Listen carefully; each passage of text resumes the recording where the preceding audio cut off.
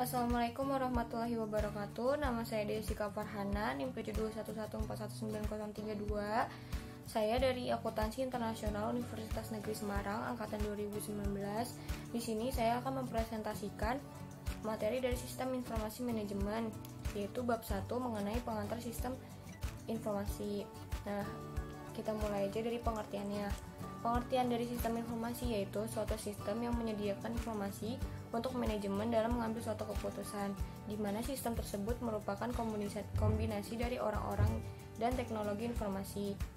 Sistem informasi manajemen adalah bagian pada satuan bisnis yang terus berubah dan memberikan tantangan baru dari waktu ke waktu. Lalu di sini ada sejarah sistem informasi. Nah, dalam kurun waktu setengah abad sejak komputer digital untuk tujuan umum pertama kali dipasang di sebuah sistem organisasi bisnis, perangkat keras telah mengalami berlipat-lipat kali kenaikan kecepatan dan kapasitas yang disertai dengan pengurangan ukuran secara dramatis. Lalu di sini ada evolusi peranti keras komputer. Nah, yang pertama pada tahun 1946, ENIAC atau Electronic Mathematical Integrator dan Calculator oleh John W. Mouchy dan J. Presper Eckert. Pada tahun 1951, UNIVAC pertama dipasang di sebuah organisasi pemerintah, yaitu Biro Census AS. Terus yang ketiga itu ada pada akhir 1950-an, IBM merevolusikan industri komputer dengan memperkenalkan lini komputer IBM System. Nah, di sini ada istilah multitasking. Istilah multitasking mengacu pada fakta bahwa lebih dari satu orang pengguna akan terlihat bekerja menggunakan komputer dalam waktu yang bersamaan. Next itu ada komputer berukuran kecil. Nah, para pengguna harus mengomunikasikan kebutuhan informasinya kepada spesialis informasi atau information specialist. Contoh dari spesialis informasi adalah analisis sistem, pemrograman, administrator basis data, dan spesialis jaringan juga webmaster. Nah, sistem skala kecil yang pertama disebut komputer mini atau mini komputer. Nah, ada yang lebih kecil lagi yang disebut dengan komputer mikro. Nah, pada tahun 1982, IBM memperkenalkan komputer mikronya yang disebut personal computer atau PC. Lalu di sini ada hukum Moore atau Moore's Law. Istilah dari hukum Moore itu dari Gordon Moore, salah satu pendiri Intel, muncul pada tahun 1960-an. Hukum ini menyatakan bahwa kerapatan penyimpanan sirkuit integrasi dari sebuah chip silikon akan meningkat 2 kali lipat setiap tahunnya. Arti hukum bagi para pengguna adalah bahwa kekuatan sebuah komputer akan meningkat 2 kali lipat setiap 18 bulan dengan mengeluarkan suatu biaya tertentu. Lalu next, ini ada pengantar arsitektur komputer. Peranti keras komputer akan dikendalikan oleh sistem operasi. Lalu peranti lunak aplikasi menjalankan tugas-tugas bagi pengguna. Nah, seperti pengolah data, melakukan perhitungan spreadsheet, memanipulasi info melalui basis data, dan banyak lagi. Nah, ada inti dari sebuah komputer, itu ada prosesor. Prosesor yang dikendalikan oleh sebuah sistem operasi seperti Windows XP, mengelola alat input dan output, alat penyimpanan data, dan operasi atas data. Lalu, komputer mikro akan digunakan untuk mendukung pengambilan keputusan manajerial. Lalu next ada pengantar arsitektur komunikasi. Nah, di dalam sebuah komunikasi, data akan membutuhkan sebuah sambungan modem.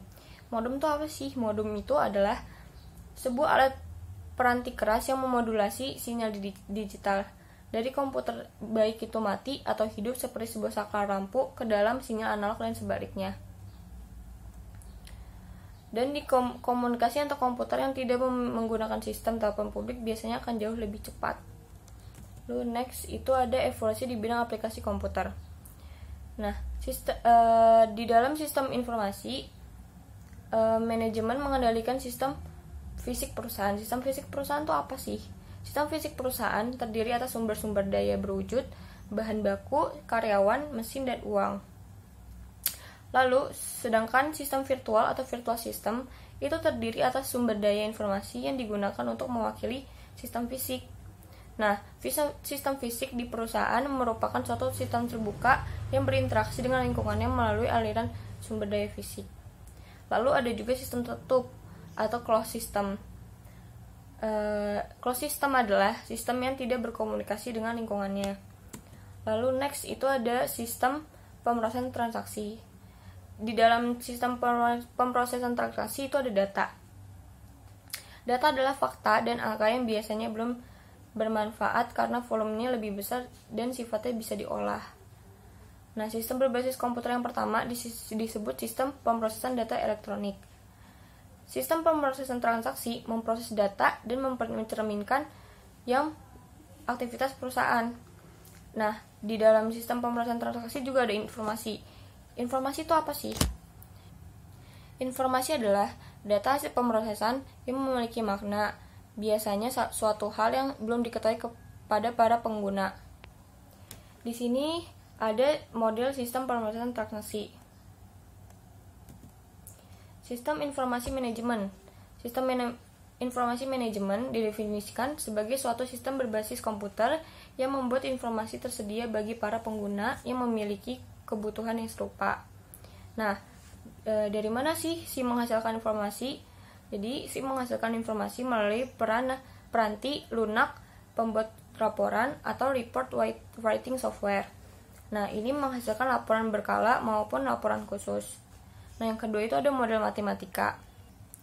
Model matematika menghasilkan informasi sebagai hasil dari suatu simulasi atau operasi perusahaan. Lalu di sini ada model dari sistem informasi manajemen. Lalu lanjut lagi ke sistem kantor visual. Sistem kantor visual yaitu melakukan aktivitas kantor tanpa tergantung pada suatu lokasi fisik tertentu.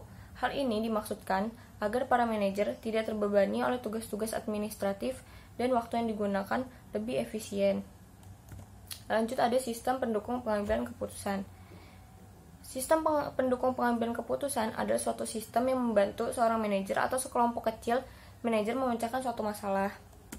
Ini ada model sistem pendukung. Lalu ada sistem perencanaan sumber daya perusahaan.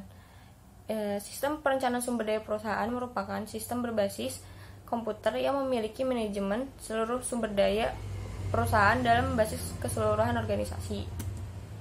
Lalu, siapa sih yang menjalankan menggunakan sistem informasi? Yang menggunakan sistem informasi adalah manajer. Di sini ada 3 tingkatan manajer.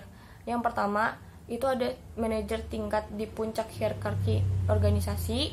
Yang kedua ada manajer tingkat menengah, dan yang ketiga ada manajer tingkat rendah. Lalu di sini bisa dilihat pengertiannya ya. Lalu kita lanjut saja ke fungsi-fungsi manajemen. Yang pertama itu ada manajer merencanakan apa yang mereka lakukan. Yang kedua mereka berorganisasi untuk menjalankan rencana. Yang ketiga mereka mengisi organisasi mereka dengan sumber daya yang dibutuhkan, dan dengan sumber daya yang tersedia, mereka mengarahkan sumber daya yang tersebut untuk melaksanakan rencana. Terus lalu mereka mengendalikan sumber daya, menjaga mereka tetap pada jalurnya. Lalu di sini ada pemecahan masalah dan pengambilan keputusan. Di sini ada tahap-tahapan pemecahan masalah. Yang pertama itu ada aktivitas intelijen, mencari kondisi-kondisi yang membutuhkan solusi dalam lingkungan. Yang kedua itu ada aktivitas perancangan, yaitu menemukan, mengembangkan, dan menganalisis kemungkinan tindakan. Yang ketiga ada aktivitas pemilihan, memilih satu tindakan tertentu dari berbagai tindakan yang tersedia. Yang keempat itu ada aktivitas peninjauan, yaitu menilai pilihan-pilihan masa lalu. Nah, di sini ada model tahapan-tahapan pemecahan masalah. Sekian dari saya. Mohon maaf bila ada salah-salah kata, karena saya juga masih belajar. Wassalamualaikum warahmatullahi wabarakatuh.